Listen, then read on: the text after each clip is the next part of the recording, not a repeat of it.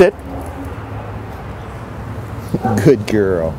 Whenever I have her go in the crate, I turn it into a little mini training routine. I have her sit and wait, and you never want to restrain her. She's really in a real sit where the leash is loose. Although your leash is always ready to go like that if she gets up, or to pull up like that just to reinforce that sit. But most of the time she'll just sit like this and wait.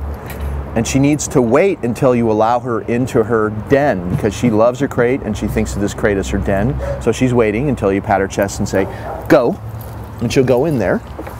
And then I always meet her when she goes in and turns around. I meet her with a little Natural Balance sausage or whatever I'm using for the reward, and I take off her equipment inside the crate, because if you practice putting on and taking off her collars and her prong collar and her little choke chain when she's in the crate, you're never, and then one more time, by the way, here, treat right before you close the door, so it's all good. It's like a great experience to go in there and be handled in there.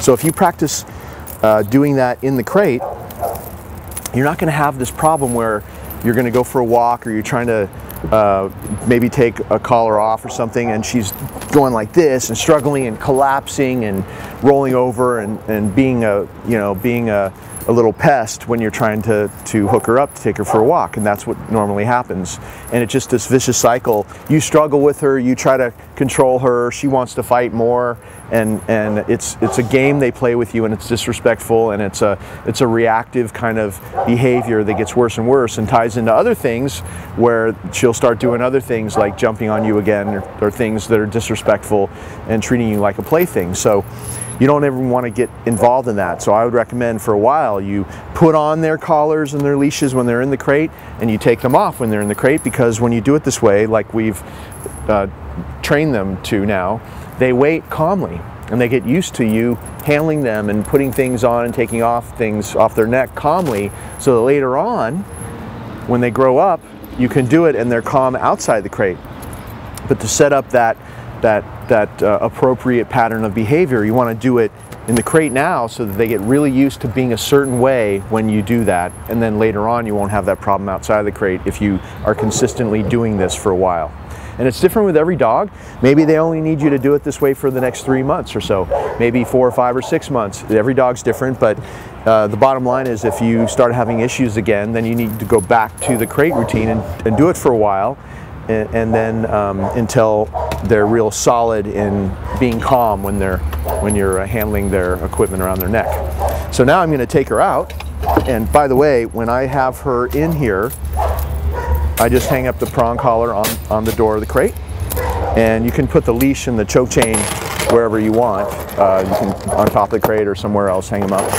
But I always have a choke chain on as well. This is not for training, this is for safety only, and it's always hanging loose around her neck. It's attached to the little prong collar. This leash is attached to the little prong collar as well as this choke chain. If the prong collar ever comes off, then this comes into play and you don't lose the dog. That's why this choke chain's on there. And we always want to be super safe. We always double up on the choke chain as well as whatever collar they have on, so that we make sure that nothing bad can happen. No matter what happens, they slip out of one collar, you got the prong collar on there, and it keeps her secure. So that's why we do this.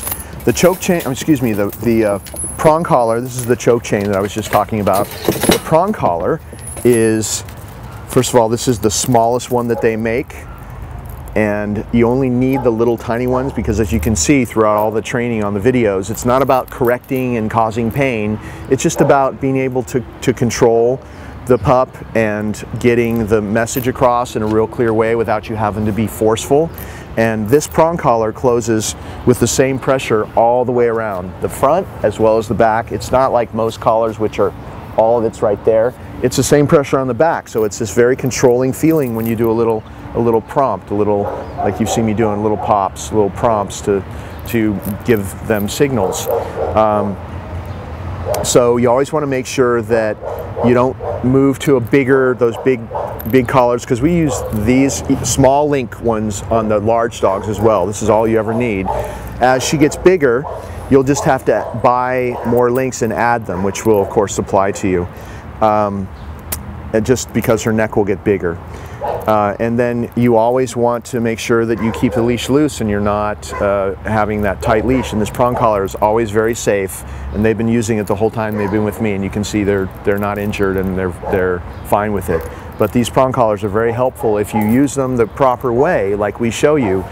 It really keeps away all the pulling and other bad behaviors, and it's with a minimal amount of effort on your part. So when you're going to take her out, hook up the prong collar first to the leash. See how she's waiting? They will, both Buckley and Beatrice will wait until they're allowed out of their den. That's what we train them to do. This boundary is really controlled by you. That's one of the things that makes them think that you're in charge, you're the leader, because they can't come through this boundary until you allow them to. So I put on the choke chain first, and I just slipped it over her head while I gave her a little piece of treat. She loves to have these put on and taken off because it always comes along with a little gift, just like that. And then I reach in, hook up her prong collar. It's just really fast and simple. She's not struggling, she's very calm. And I just hooked up the leash.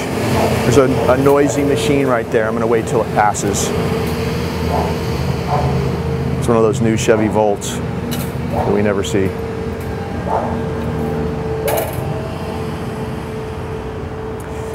So I just hooked her up to the choke chain and the prong collar, and the leash is already attached, and she's waiting very calmly to be allowed to come out. And for a while, I did this exercise where I would do this and just give her rewards. Good for waiting. If she tried to come out, I'd do this. No.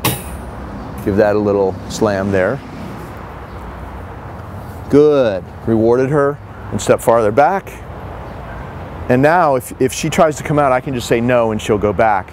But she's got it. She really knows, hey, there's only one way, good, that she comes through that boundary, and that's when I allow her out. So now she's waiting for me to step with her on my left, because she's always on your left when you're walking her. Allow her to come out. Okay. She'll come out of the crate. And I'm just going to do a little left turn so you can see her. Have her sit.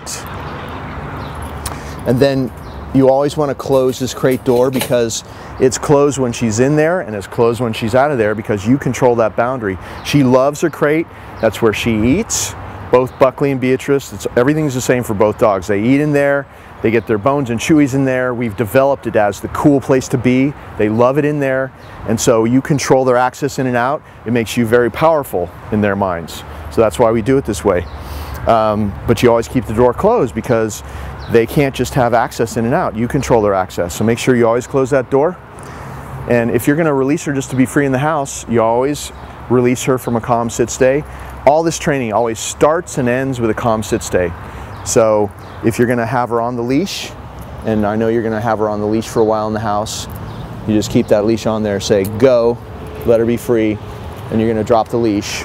Later on, you can just take her by her collar. She's still going to wait at that boundary, say okay, have her sit, and then you'll have just your fingers hooked under her regular collar, because you don't want to have to hook her up to the leash every time, especially if you're just releasing her to be free and 5 seconds later.